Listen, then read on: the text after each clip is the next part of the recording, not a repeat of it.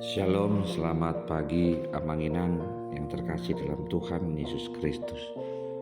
Kita bertemu kembali dalam renungan Carpe Diem HKBP Bumi Anggrek. Hari Rabu tanggal 5 April 2023. Sebelum kita merenungkan firman Tuhan, kita bernyanyi dari buku Ende nomor 501 ayat 2 dan 3.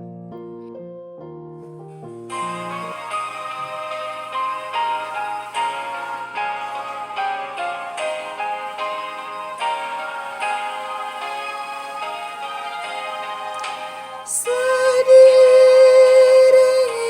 Yesus au nagale situtu itu pulih dolakaku iparmudu aburju mololo jauh mardalan nang mahiu tondiki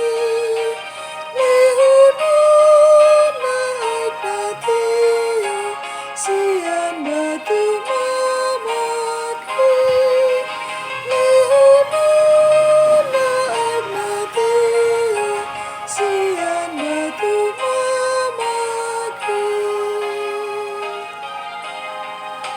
steady tugu Jesus au dipar horsihani pai masahat atau surga imainananai jala ideoku soko manuguna idia ujiku halangan itu hatta idia ujiku halangan itu hatta idia.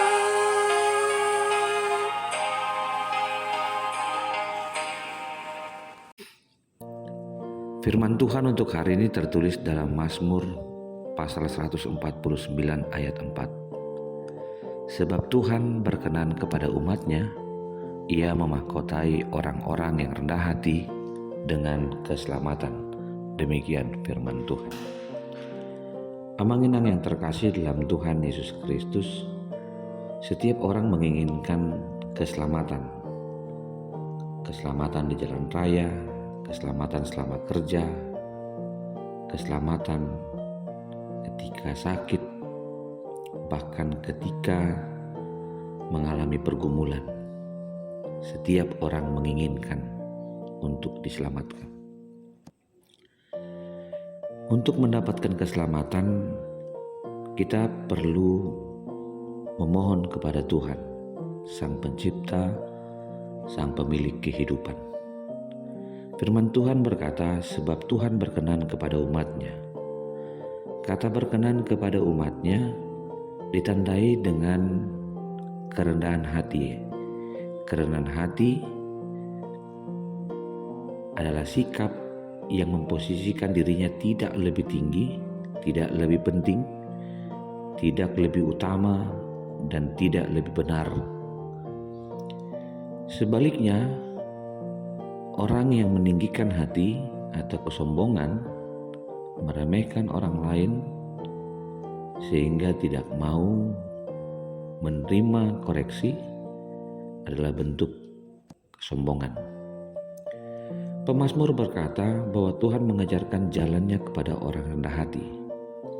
Karena orang yang rendah hati mau diajar, diluruskan jalannya.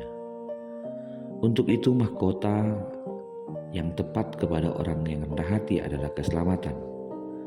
Bukan hanya dari bahaya, sakit penyakit, ataupun kesulitan, namun yang lebih penting adalah keselamatan kekal atas jiwa yang berdosa. Tidak ada alasan bagi kita untuk meninggikan hati. Meninggikan hati berarti tidak memberi tempat kepada Tuhan untuk meluruskan diri kita. Rendah hati merupakan sebuah karakter yang dipelajari bukan karakter yang didapat dengan tiba-tiba. Kerendahan hati menunjukkan bahwa seseorang mengakui bahwa dari dirinya yang lebih besar adalah Allah. Dengan menguasai diri, maka sadar atau tidak sadar, setiap orang sulit untuk mengenal Sang Pencipta. Di sini Tuhan menekankan sikap rendah hati itu adalah sebuah kunci mutlak yang harus dimiliki dengan kesadaran bahwa berkat, keberhasilan, kekayaan, kesuksesan sungguhnya berasal dari Tuhan. Amang-inang yang terkasih dalam Tuhan Yesus Kristus, merasakan kebaikan Tuhan menuntut kita untuk berubah pada sebuah pengakuan tidak ada dari manusia yang mampu menyelamatkan dirinya. Tuhan datang untuk memperkenankan keselamatan itu sebagai anugerah terbesar yang kita peroleh. Firman Tuhan mengatakan bahwa keselamatan siap dimahkotakan apabila sikap rendah hati tadi terus dipelihara, dipelajari, dan membawa kita kepada kesempurnaan sukacita. Sikap rendah hati merupakan sikap yang sangat penting untuk gaya hidup yang mengaku sebagai orang percaya. Dalam keadaan rendah hati, berarti kita mencicipi bahwa kesuksesan dalam hidup menuntut kita untuk semakin mengaku dan memuji Tuhan. Orang yang memuji Tuhan tahu bagaimana meninggikan Tuhan, supaya orang yang tinggi hati dikatakan oleh Mazmur pasal 16 ayat 5 adalah kekejian bagi Tuhan dan ia tidak akan luput dari hukuman. Ternyata mengaku rendah hati dan menghidupi rendah hati adalah untuk meluputkan diri dari hukuman. Amang-inang yang terkasih dalam Tuhan Yesus Kristus, pada saat firman Tuhan ini dituliskan, bangsa Israel diajak untuk memuji Tuhan. Memuji Tuhan karena Tuhan telah menuntun mereka keluar dari bangsa penjajahan dan membawa mereka kepada kemakmuran.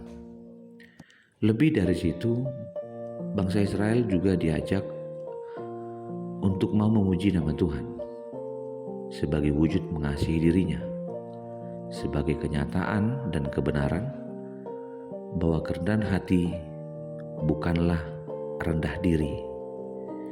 Karena rendah hati adalah menempatkan dirinya tidak lebih tinggi dari Tuhan maupun orang-orang di sekitarnya.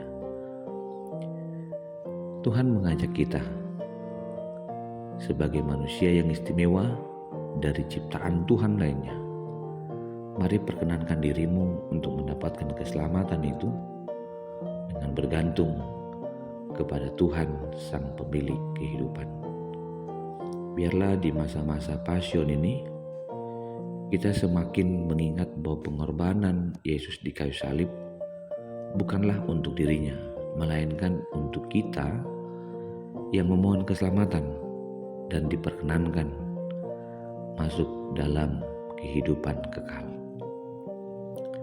Akhirnya saya mau ngajak Amang-inang dan saudara-saudaraku yang terkasih, jika pemazmur berkata, Tuhan mengajarkan jalannya dan meluruskannya kepada orang-orang yang percaya, berarti saat itu kita dikasihi, kita dipedulikan, dan Ia memandang sebagai orang, umat, dan anak kesayangannya. Bekerjalah untuk keselamatan itu, bukan untuk mendapatkan keselamatan, melainkan karena sudah dimenangkan oleh Yesus di kayu salib, dan kita diajak untuk melihat keselamatan dengan merayakannya. Niscaya orang yang bertahan, berharap, dan berpengharapan teguh di dalam Tuhan akan mendapati mahkota keselamatan yang ditunjukkan dengan sikap rendah hati dan memuji Tuhan. Selamat beribadah, selamat beraktivitas.